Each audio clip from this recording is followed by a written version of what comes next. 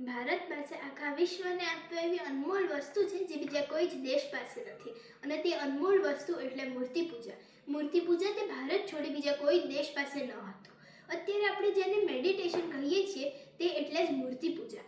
જે મેડિટેશન હમણાં આખા વિશ્વને મળ્યું છે તે ભારત પાસે હજારો વર્ષોથી હતું. મૂર્તિ પૂજા તે મોક્ષ સુધી લઈ જાય છે. માણસનું શરીર જ્યારે નબળું પડે છે ત્યારે તે ફટાફટ દવા લઈ લે છે, પરંતુ મનનું તો કોઈ વિચારતું જ નથી. મનની દવા એટલે કે મૂર્તિ પૂજા.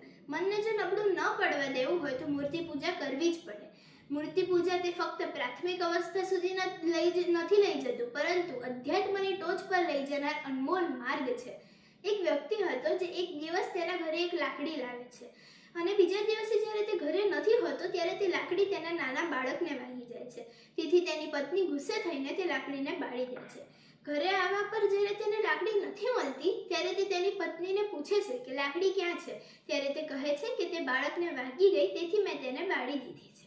ત્યારે તે કહે છે કે તે જાદુઈ લાકડી હતી. એટલે જેને વસ્તુનું મહત્વ ખબર છે તેને જ તેની તાકાત પણ ખબર પડે છે. એટલે મૂર્તિ પૂજા કરનાર વ્યક્તિને જ મૂર્તિ પૂજાની શક્તિ પણ ખબર છે.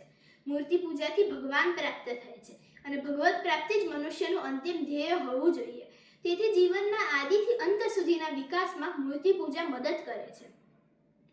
યોગ દર્શન શાસ્ત્રમાં પણ કહેલું છે કે આકાર બાંધો જેથી મન તેમાં સ્થિર રહે. દેશબંધ અભ્યાસ માટે જરૂરી છે દેશબંધ ચિત્તસ્ય ધારણા.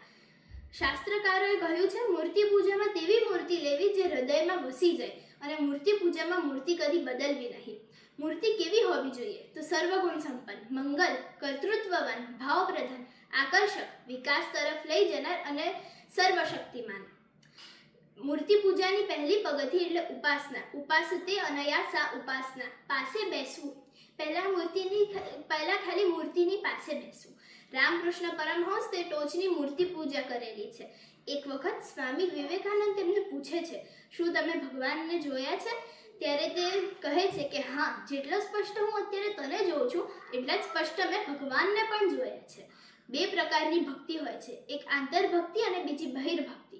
આંતરભક્તિ એટલે મૂર્તિ પૂજા, અને બહિર્ભક્તિ એટલે ભગવાન પર પ્રેમ અને તેમના માટે કૃતિ કરવી.